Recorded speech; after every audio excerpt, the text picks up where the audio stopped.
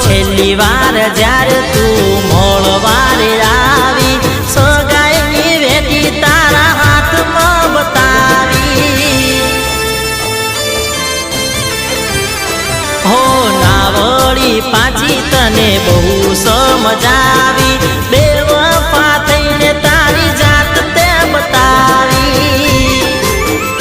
હો બહુ કરે તારી પાછળ મેં તો ખર્ચા હવે કેમ કરો છો કઠણ તમે કાળજા બહુ કરે તારી પાછળ મેં તો ખર્ચા હવે કેમ કરો છો કઠણ તમે કાળજા